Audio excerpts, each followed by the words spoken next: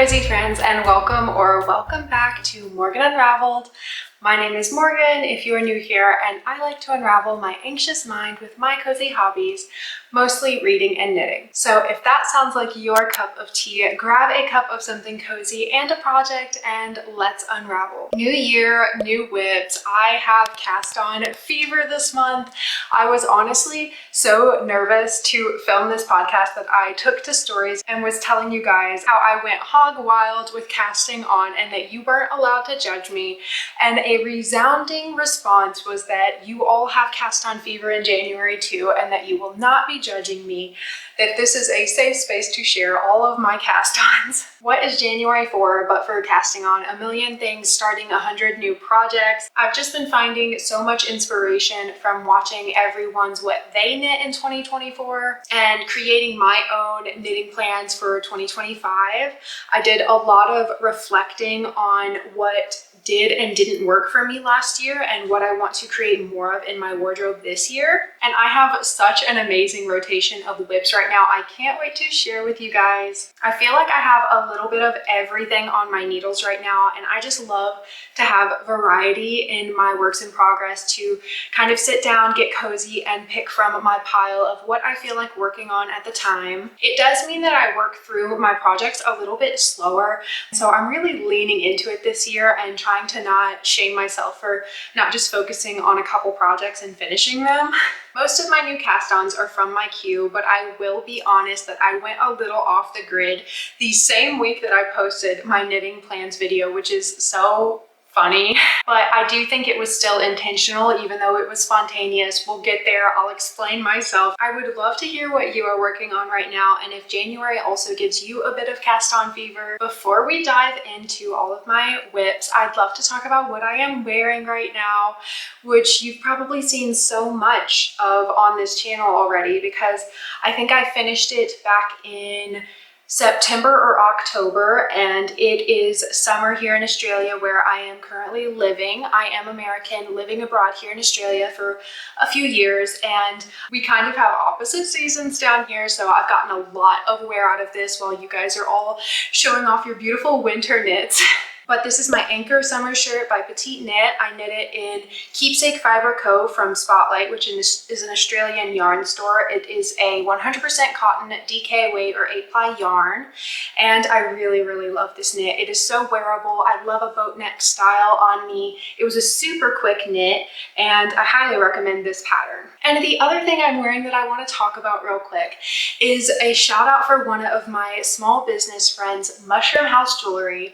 I am wearing her earrings. They are these cute little fairy butterfly wing vibes. My friend Maddie is based out of Florida in the US, and all of her jewelry is inspired by the swamplands of Florida. She has a very eccentric and just like fairy core vibe for her jewelry, and they're all so beautiful.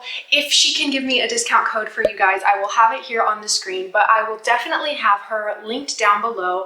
You've got to check her out. She does new collection drops every month, so there will be so many cool things to pick from, but they often sell out really quickly as well. Back when I lived in America, I did actually partner with her on a cute siren core collection when I was running my candle business. So we've been friends for quite a long time, and I just adore her and her business, so make sure to check her out. And you could give her a follow on her Instagram so you don't miss future collection launches. So let's start with a Jenny jacket update. I actually have a cute new setup I'm gonna try out hanging the work in progress I am chatting on right behind me here.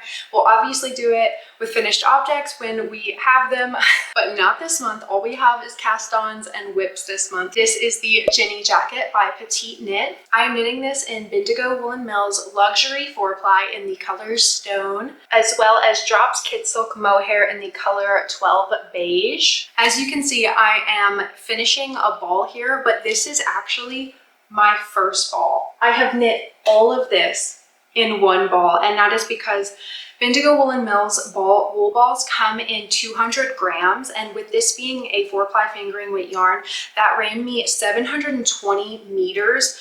I'll put on the screen what that is in yards, but yeah, I have knit literally up to the body in just one ball, which is so exciting. I'm gonna have so much less ends to weave in on this one, but still a bunch of ends for the mohair because this is going to use about 8 balls. As you can see here, I have joined the body in the round. I am knitting it on 4mm needles, as I think suggested in the pattern, and I am knitting the size large. I will give it a bit of a try on for you because I'm so excited to see it coming together. The Ginny Jacket V-neck is the version I am knitting, and it is the only version of the Ginny Jacket that is knit top down.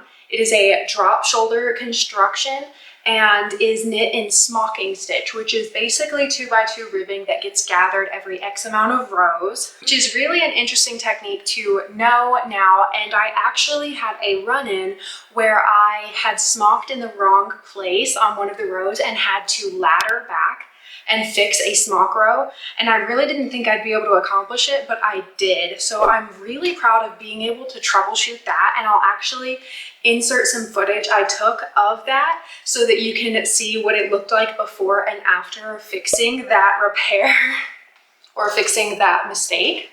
This is my first time holding a wool with a mohair combination, and it is really just quite lovely.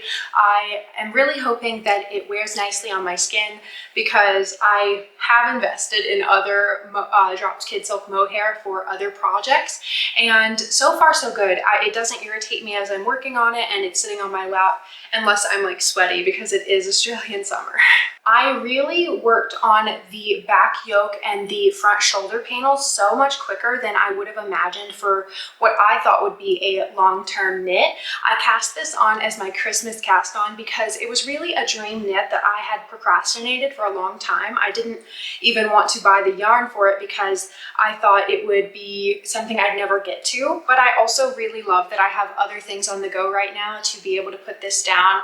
I really only want to work on this in short bursts now that I'm on the body because there's like 300 something stitches on each row, and it's just 2x2 rib with all of that weight of the upper body on your wrist. It just can get quite tedious, even though I'm loving working on it. So I'm really able to enjoy it when I do pick it up because it's not like a monogamous knit where I just have to finish this so that I can get to other things. Projects that can feel a bit more tedious in between other things helps to make it still fun. But I am just so excited to get this in my wardrobe. I would love to finish it during fall this year, which is coming up in March here, so that I can get some wear out of it in that transitional season. I did forget to mention that even though this was a Christmas cast on, if you saw the vlog of casting this on, I did cast it on about a week before Christmas. So I have had about a month or more of knitting on it now, and this is where we are up to. So making really good progress, and I'm really happy with how this is coming along. I also have started tracking the cost of my yarns and patterns for you guys. So when I have finished objects, I will be sharing that in the podcast update where they are finished. So stay tuned for that information in both this project and all of the other projects I'll talk about today for future 2025 podcast updates. Next, let's talk about the caramel sweater by petiteknit. I cast this one on December 28th, pretty shortly after my Christmas cast on, and I just wanted some variety in my knitting. I wanted to have a stockinette project to work on alongside. As I said, I just felt like it would be better for my hands to be able to put down the 2x2 ribbing when my wrists needed a break. And during their second run of their Black Friday sale, I ordered from Knit Picks their Gloss DK in the color Harvest.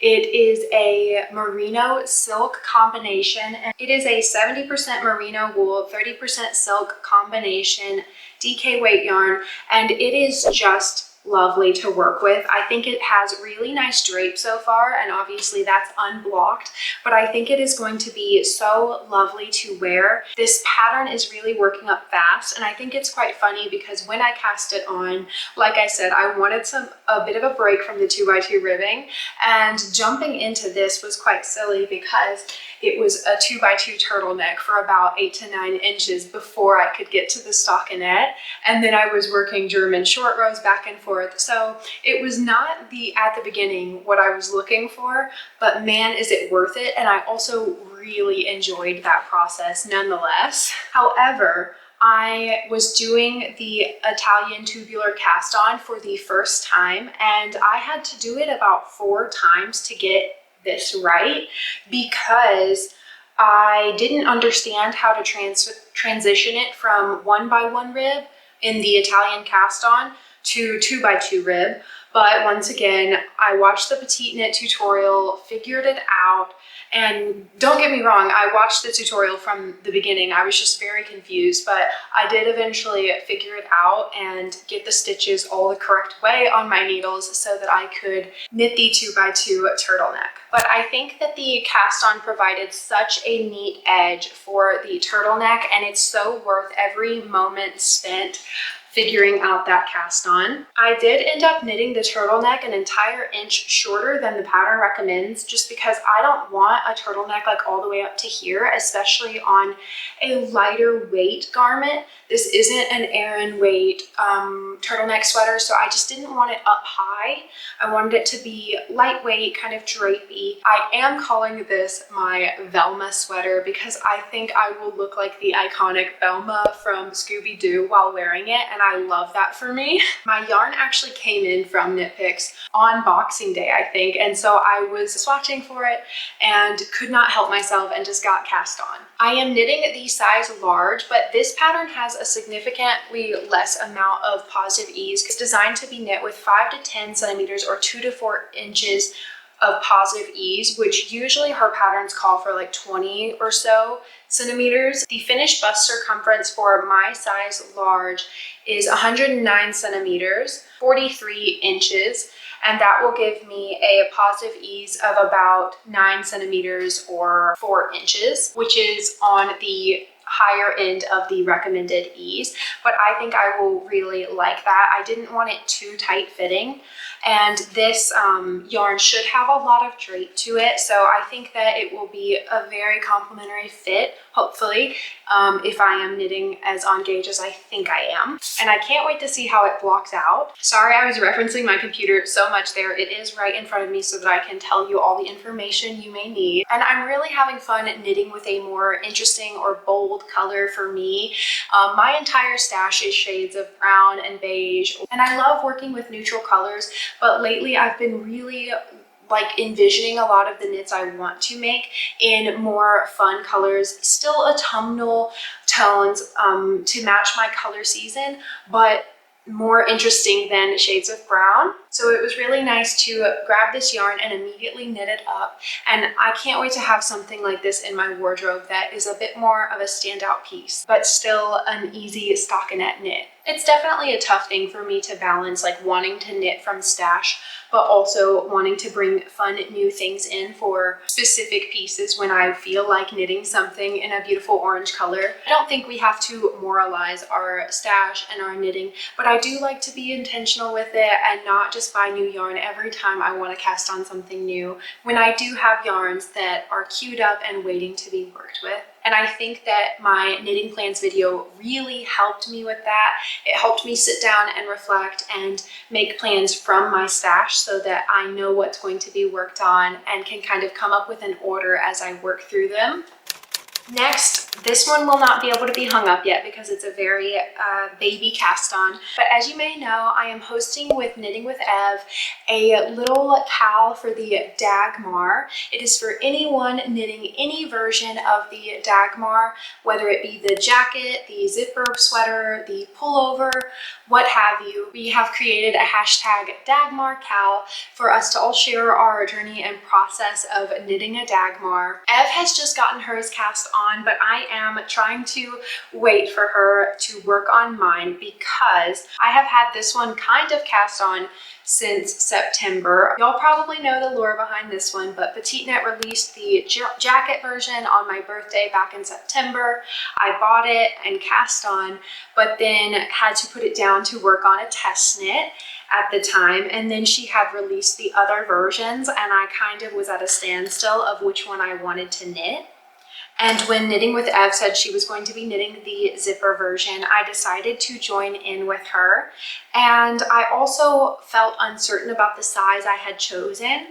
And at that time I had knit an entire like front shoulder panel, but I have since frogged that back because I really wanted to size up. I want this to be oversized and kind of fit over other layers because it is going to be a zipper jacket. So instead of knitting the size medium, I have gone back to the shoulder increases and increased to a size large, and worked up a few rows of the back yoke after the shoulder increases. And I just think that this project is so beautiful. I love the design. I love the diamond and the honeycomb. I think they complement each other so very well, and I can't wait to wear this. I am knitting this in Cascade 220 in the color brown 8686.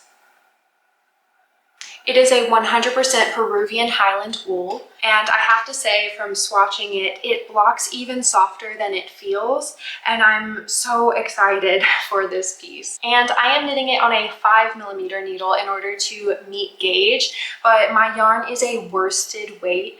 It is still a 10 ply, which is what the pattern calls for, but the pattern calls for a yarn I cannot pronounce that is a more Aran weight.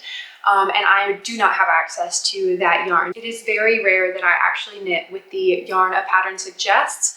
I'm not sure if I actually have done that yet. And I'm really excited to get to share the process of it with not only Ev, but with you guys, and see which version you guys decide to knit up and in what yarns. Make sure you go check out Ev's channel to see what yarn she is knitting it with.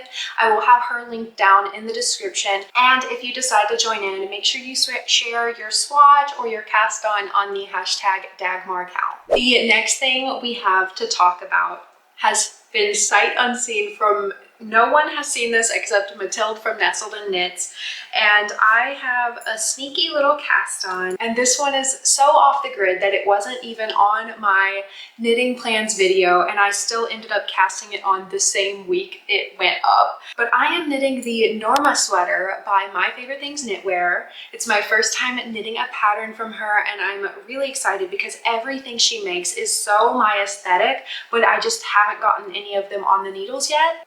And here is what it is looking like.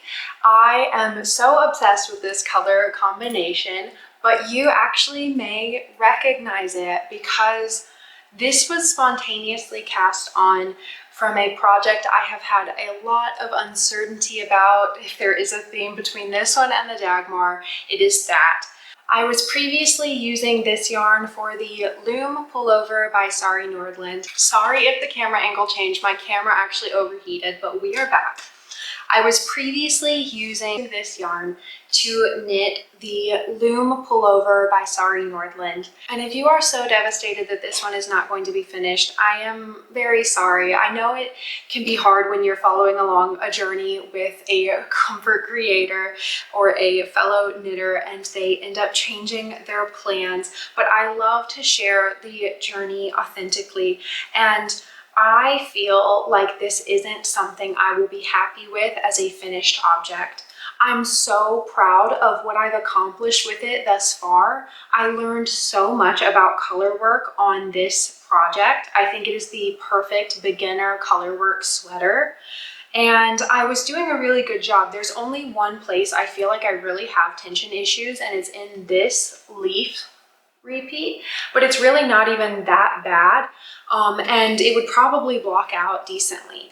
I was just looking at other people's loom sweaters and realizing that if I were to knit this, I would want the orange to be my main color and the cream to be the motifs. And a lot of people knit it that way. Even the pattern is designed with like a black main yarn and then a white contrast color for the motifs. And I just kind of got a copper colored yarn for the design in reverse. And many people knit it that way as well. But if I ever do knit this, I think I would want to knit it that way. And so I was just having a lot of hesitation with it. And once I was kind of wrapping up knitting the yoke, I was like, you know what? I'm kind of done knitting this. I don't feel the need to complete it and wear it right now with this yarn.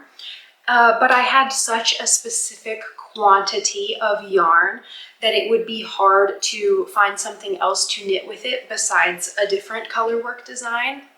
And the Norma sweater had been crossing my path a lot lately. My friend Mathilde from Nestled in Knits actually knit this and shared it in her Everything I Knit in 2024 video. So I went back and watched her vlog of it. And I also have been watching Sedgy Fields do their Isager archive knit through. They're doing a vlog series where they share the process and journey of knitting through the entire archive of the Isager Archives collection. And I think they knit it in a DK weight yarn with colors, I think similar to this. And I was just going through the Ravelry projects on the Norma sweater and thinking I really could use this yarn held with a scrap, actually from my August sweater of last year. And it would just be the perfect combination. And I have just enough yarn to be able to knit this, more than enough of the scrap, but just enough of the main and the color C, which is the orange here. I was knitting the loom and I'm now knitting this in Annette Erickson's Scandi wool.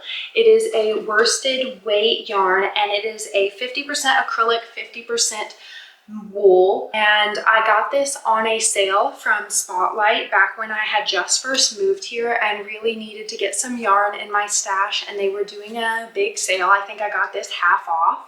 Yeah, I'll pull my receipts. I found a photo of it in it when I was trying to figure out how much I spent on this yarn, but I think all in my total was like $30 Australian. So like, let me see. Yeah, my order for the Scandi wool was 33 Australian dollars, which is only $20 USD. So I really spent, so this is really, really budget friendly. I've worked with it in the past because in the same order, I also ordered the same yarn in the color Eucalyptus for my son's storm sweater, which I talked about in the Everything I Knit in 2024. And I did share that it does pill quite a lot, but I do have a pill shaver, a sweater shaver now, which helped restore that sweater by a lot. And it looks so much better now. So I'm pretty comfortable with still turning this yarn into something I think I'll wear a whole lot more.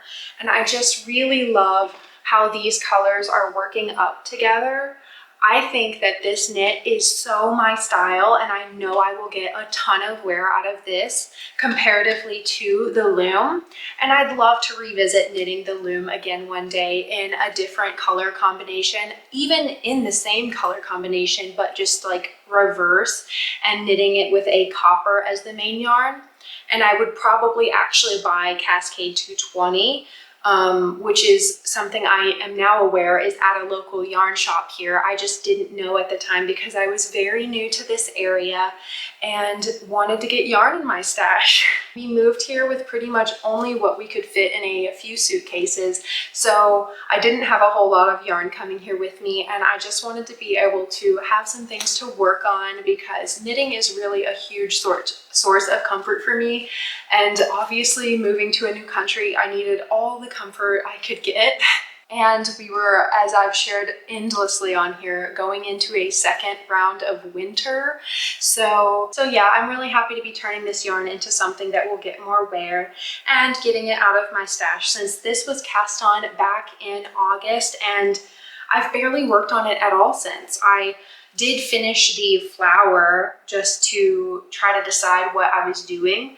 But besides that, this has just sat in hibernation for a really long time. And I'm ready to turn this yarn into something that will get worn. And I am knitting this in a size large for a finished bust circumference of 122 centimeters or 48 inches, which will give me about 22 centimeters or about 9 inches of positive ease. I'm really going for a oversized cozy look for this. I really want to look like a cozy grandpa in it. I think I said the same thing when I was knitting the book club cardigan. So anything that gives me cozy grandpa vibes, I'm on board. I really want to be mindful this year of knitting things that really fit my aesthetic, and I can just tuck them into my trousers and be cozy and cute. And that Isager Archives collection is all inspired by a vintage designer. I will put her name on the screen, and actually I'll share a screen grab of what the collection looks like. And I would really like myself to knit more of from this list, including the Esther jacket by petiteknit. I also didn't put that one on my knitting queue for this year, but I would love to sneak it in if I can. We shall see. And if I didn't already say, I'm knitting this on my 5mm needles. One thing I really am proud of with this sweater is that in her notes, she actually shares how to maintain color dominance in the section of stranded color work where the brown and the cream color are. And she describes basically making sure the way you hold your yarn is the contrast color, so the brown, the color B, is closer to your heart. So when I wrap them around my finger, I'll share a video of it. I'll put a video on the screen. When I wrap the yarn around my finger, I make sure the contrast color is closer on to my heart on my finger. And then I wrap the main color the other direction on my finger. And then as I knit, I just pick which color I need, always making sure that the brown is being carried forward and pushed forward. And I think it's really paying off. I think that you can really see that the brown on those rows is the dominant color. And it's looking really good so far. And it's very minimal color work here that is happening. It's mostly just stripes and then separated by just rows of stockinette and raglan increases. So it's really quickly flying off the needles. I've only been working on this one for like 4 days, 3 days. Is that right? That's pretty crazy. But it was a very spontaneous decision. But once I thought about turning this yarn into that, I swatched for it, immediately fell in love with this combination and couldn't help myself of just casting it on. And at the time I was trying to keep myself from working on the Dagmar until my friend's Ev had cast hers on. So definitely kept me distracted, and I'm having a great time working on it. Okay, so that is all of the new cast-ons I have to share with you, but we're not done yet because I have a little bit of progress I want to share on my husband's cardigan. So if you have seen the journey with the MILLE cardigan by Regina Moessmer, I had steeking stitches here. I still do have steeking stitches here in the center where I knit it in the round to avoid purling on a man-sized adult cardigan. I have obviously finished the button band, which you've seen all of that, but I have started knitting on a sleeve. I actually completed knitting the sleeve and then had my husband try it on. And he had told me he wanted me to shorten his sleeve, but I kind of just knit it to pattern, and I should have shortened it a bit because he did ask me to knit it a little shorter than the sweater I took his measurements from. And I'm going to frog back a couple decreases and do them quicker because he wants it a bit shorter so that he doesn't have to like roll the arms. Then once I do that, I'm gonna have to steal my 4mm from like my Jenny jacket or something so that I can do the cuff, the hem of the sleeve, because the rest of it is knit on 4.5, but the hem is knit on 4mm. And then I will be done with an entire sleeve. And this is almost done. The only thing I'll have left to do is one sleeve and then the steeking stitches. I really do want to share that process with you guys. So hopefully we are talking about that next month, because this is high on my agenda, like #1 on my priority for Finish It February. I really want to finish this next month. Hopefully I can do a bit of a Finish It February vlog, wrapping up this project and steeking it together so that we can join in the scary experience and hopefully learn something together, something new. I really feel like it won't be as bad as everyone who has steeked a garment seems to say it's not as scary as you make it out to be. So I'm just hoping it'll all be fine. I gave myself more than enough of these extra steeking stitches that I'll be sewing down. So I think everything will be fine, and then my husband will have a cardigan just in time for fall and for his birthday. So Really excited about this. I am knitting it in the Knit Picks Simply Wool in the color Winnie, which I have talked endlessly about because I not only bought it for his cardigan, but I bought a whole extra sweaters quantity for a cardigan for myself or a sweater. Have yet to decide what to turn that into, but it is very much something I can't wait to knit up for myself as well because it's just such a nice wool. It is soft and drapey, but still very woolly and like the texture is just very nice. It's not rustic. It is a 100% eco wool is how they describe it. I'd love to know what that means. If you know more about that, I should do some research on what eco wool refers to. This shawl collar came out so nicely. I think it's so interesting that it has an I-cord bind off all the way around the shawl. And I can't wait to see how this blocks out because as of right now, the button band all really cinches up, I think because of those steeking stitches. But I think once that has all been blocked out, it'll have, I hope it'll lay more flat. I'm not sharing any updates on the Belle and Sebastian because honestly, there's been literally no update on it. I haven't worked on that one.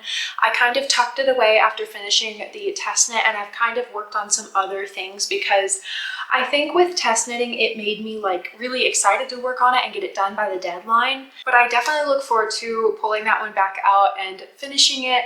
I'm just not quite sure when, but it's another one of those that I definitely want to get done during a fall here. So it will definitely be pulled back out soon. And I've got a lot going on. So once I finish a couple of these things, that one will definitely get some work on it as well. But that is all for talking about knitting. If you also like to hear about what I am reading, then stay tuned. If not, thank you so much for watching. Let's dive into what I've been reading. I just finished reading on audio The Last of the Moon Girls by Barbara Davis. This was actually a buddy read with my friend Mathilde from Nestled and Knits, who I mentioned earlier. We've actually become quite close. I think I found her channel, or maybe I started watching her shortly before the book club cardigan knit along, and that really brought us together to have something to talk about. And we discovered that we also both love books and reading. So even though she lives in France and I'm living in Australia, we were able to do a little read along together, and it was so fun. If you are not already subscribed to her, you should be. She is a fellow knitting podcaster and knitting vlogger. Like I said, she lives in France and shares her journey of being a beginner knitter, even though she's like well past beginner at this point. And I'm the same. I call myself a beginner knitter, but we're both well intermediate now. But about the book, I think genre-wise, it's very magical realism, kind of women's fiction, and it has mystery and romance all mixed in. It's about Lizzie Moon, who has just inherited her family farm. It's her grandma has just passed away, but she has actually in recent years distanced herself from the family and from the farm because she comes from a long line of women with magical gifts and abilities who have all lived on this farm. The town has very much ostracized her family and called them witches. And when there was a murder of two girls in the small town, the entire town blamed her grandmother. So as soon as she was old enough to, she ran away from it all and tried to start a new life. And now she is returning to the farm in order to either sell it, to cut her ties, cut her losses, and be done with the farm. She actually has a magical affinity for scent, which if you know me, you know I love that. I love aromatherapy. I made candles and perfumes and stuff when we were in the US, and Lizzie actually also makes perfumes in the book, which is so cool. I really liked that. And it also deals with discussions of generational curses and abandonment and things like that. So I really thought at first that this book was going to be so up my alley, but it was very much a disappointment. Mathilde and I very much felt the same way, that all the tropes that we thought we'd love in this were kind of not executed very well and were very inconsistent. The character motivations and character voice changed from chapter to chapter, and it didn't feel realistic to the characters that she built in the last chapter. The romance was meant to be like a childhood sweetheart situation, but I literally saw him as Freddie from iCarly, because he was just always pining after this girl who didn't want him, but he just liked the idea of her versus like actually supporting and caring about her. And as I mentioned, there is abandonment in this book. Her mom leaves her after the murders happen, and it all gets explained in the book. However, it's just so mishandled, in my opinion, as an adult who was abandoned as a child by their mother. That's obviously a very personal thing to share on here, but I say that to say it is very triggering for me that this book made it Lizzie's responsibility to repair the relationship with her mom. She was told by the letters from her grandma as well as Andrew that she should just forgive and forget what happened with her mom because life's too short to live with regrets. And I just don't agree. As someone who has those same wounds, I have every right to my anger. Lizzie has a very valid anger towards her mom. And I just think if you're going to write parental abandonment into your books, you need to handle it with care, and you do not need to make the child's feelings like be invalidated and dismissed in that way by every character. And by the end of the book, she does take on the role of repairing the relationship. Sorry to spoiler alert, by the end of the book, she does take on that role of repairing the relationship with her negligent mother, who's put no effort into the relationship. And it's frustrating. The romance really had just no chemistry, in my opinion. And the mystery was interesting. I think that's the part that was the best part of the book. However, the way she goes about solving it, like, just doesn't have any satisfaction for me, because she's not a proactive character. She very much just like reads the letters from her grandma and then is like, okay, I need to go do this. But the character conflicts were just really not believable, in my opinion. And so for that, we both decided to land on a 3.5 star read. The story definitely had promise. I just wish like her affinity for scent had played a role in the way that she solved the case or something, so that it all tied in together. But it really didn't play out like that. So nonetheless, I really enjoyed sharing the process with Mathilde and getting to read it together. And listening to an audiobook while knitting was the most immersive self-care experience ever. I really need to do more of that. It was so very fun. I would love to hear what you've been reading or knitting lately in this new year. And I wanted to give a heads up that I'm not sure what my upload schedule is going to look like in February. We are actually going to be traveling. We're going to be going down to the Great Ocean Road on the south coast in Victoria, Australia. And we're actually going to be spending a couple of nights in Bendigo. So I'm going to get to go to Bendigo Woolen Mills in person and yarn shop. Probably get in some trouble with my yarn stash plans, but that's okay as long as I make some plans and can be intentional with the yarn I do buy. I'm just really, really excited for this trip and get to explore more of this beautiful country that we get to live in for a few years. But as I said, I also hope to do a bit of a Finish It February vlog and hopefully have a podcast episode in there somewhere. So make sure you hit the bell if you haven't already so that you do get notified when I get to upload another video for you. Hopefully I can even grab some clips here and there when we are traveling and share that journey. Don't forget to take time for unraveling, because rest is deserved, not earned, and I will be wishing you a very cozy week. Bye guys.